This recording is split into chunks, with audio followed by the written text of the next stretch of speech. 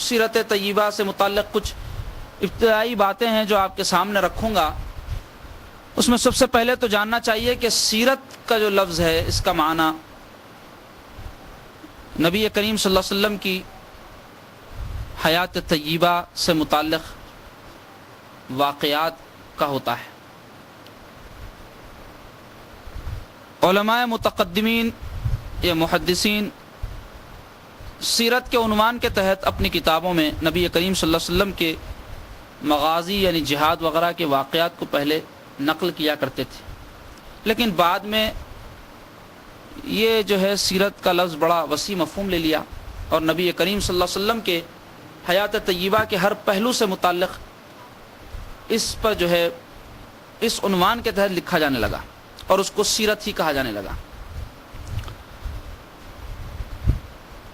سیرت کا لفظ جو ہے احادیث کی کتابوں میں سیر کے تحت آتا ہے، اور نبی پاک علیہ الصلاۃ والسلام کی سیرت پاک کو جو محفوظ کیا گیا ہے احادیث میں یا مستند سیرت پاک کی کتابوں میں، اس کا مقصود کیا ہے اس کی تفصیل انشاءاللہ آپ کے سامنے بیان کروں گا، لیکن اس سے قبل سیرت پاک کے چند پہلوؤں پر روشنی ڈالوں گا کہ نبی کریم صلی اللہ علیہ وسلم کی جو سیرت طیبہ ہے اس کو بیان کرنے کے مقاصد کیا ہیں۔ جاننا چاہیے کہ نبی کریم صلی اللہ علیہ وسلم کی سیرت طیبہ کو پیش کرنے کے مختلف طریقے ہیں۔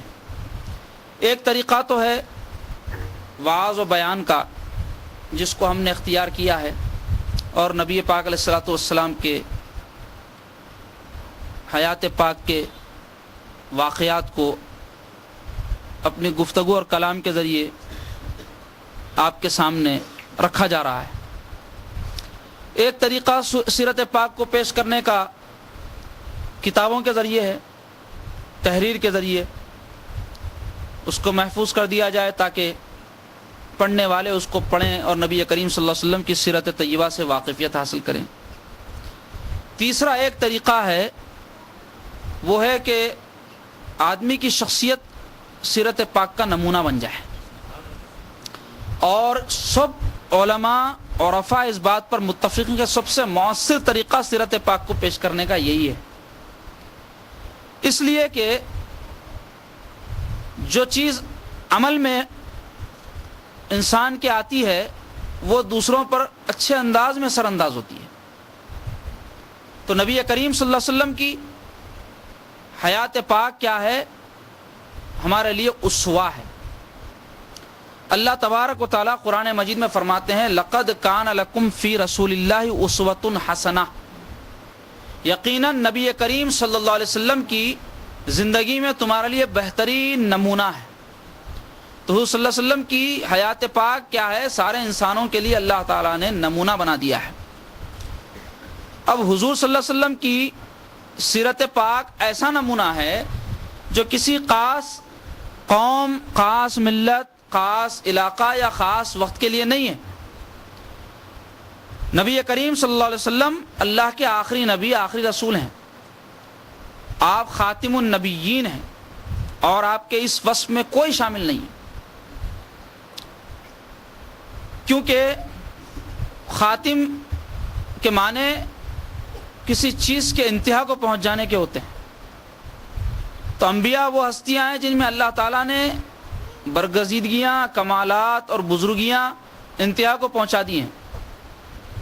ایک غیر نبی میں کتنا ہی کمال اور کوئی ہی وصف کیوں نہ ہو، لیکن وہ کسی نبی کے جو ہے وصف کو ہرگز نہیں پہنچ سکتا۔ اتنا بڑا تفاوت ہوتا ہے غیر نبی اور نبی کے وصف کا کہ اس کا آپ کوئی اندازہ بھی نہیں کر سکتے۔ تو ٹھیک اسی طرح ایک نبی اور خاتم النبیین کے جو ہے جو وصف کا معاملہ ہے اس کا بھی کوئی اندازہ نہیں کر سکتا۔ اس کی جو رفعت اور اس کی جو بزرگی اور بلندی ہے اس تک شعور انسان کا پہنچ نہیں سکتا۔ کسی نبی کے عظمت اور بزرگی کے مقام پر کسی انسان کا شعور پہنچنا ممکن نہیں، تو جو تمام انبیاء کے سردار ہوں ان کے جو ہے مقام اور مرتبے کا اندازہ کر لے، یہ کسی کے بس کی بات ہے ہی نہیں، نہ کسی انسان کے نہ کسی فرشتے کی۔ شعور عام کیا پہنچے تمہاری جلوہ گاہوں تک، شعور عام کیا پہنچے تمہاری جلوہ گاہوں تک، شعور انبیاء کی حدوں سے ماوراء تم ہو۔ انبیاء تک کے شعور اس مقام تک نہیں پہنچ سکتے، کیونکہ نبی کریم صلی اللہ علیہ وسلم کی نبوت اس وقت سے ثابت ہے جبکہ دیگر جو ہے انبیاء کو نبوت عطا بھی نہیں کی گئی تھی۔ کنتو نبیا آدم بین الروح والجسد، میں اس وقت بھی نبی تھا جبکہ حضرت آدم علیہ السلام روح اور جسد کے بیچ میں تھے، اور ایک حدیث پاک میں آیا بین الماء والطین، پانی اور مٹی کے بیچ میں تھے۔ حضرت آدم پہلے انسان، اور وہ جب پہلے انسان ہیں تو پھر اللہ تعالیٰ نے ان کو جو ہے نبوت سے سرفراز کیا، تو وہ انسان جب بنے اس کے بعد ان کو نبوت ملی، ابھی وہ بنے ہی نہیں، حضور صلی اللہ علیہ وسلم فرماتے کہ میں اس وقت بھی نبی ہوں۔ تو نبی کریم صلی اللہ علیہ وسلم کا جو ہے جو معاملہ ہے اور جو آپ کی بزرگی ہے، جو آپ کی عظمت ہے، اس کا کوئی اندازہ کر ہی نہیں سکتا۔ تو بہرحال ایسے جب آپ برگزیدہ نبی ہیں کہ خاتم النبیین اللہ نے آپ کو بنایا ہے اور تمام کمالات آپ کی ذات پاک میں انتہا کو پہنچا دیے ہیں، تو پھر آپ کی جو سیرت پاک ہے اس کو بھی اللہ تعالیٰ نے ایسی مزین اور آراستہ کیا ہے۔ کیوں؟ اس لیے کہ وہ سیرت پاک قیامت تک کے لیے ہر ایک کے واسطے نمونہ بننے والی ہے۔ تو تمام جو کمالات کائنات میں کسی نبی اور رسول میں ہو، وہ نبی پاک علیہ الصلوۃ والسلام ہی کے کمالات ہیں، وہ حضور پاک علیہ الصلوۃ والسلام ہی کی بزرگی اور برگزیدگی ہے جو ان میں تقسیم کی گئی ہے۔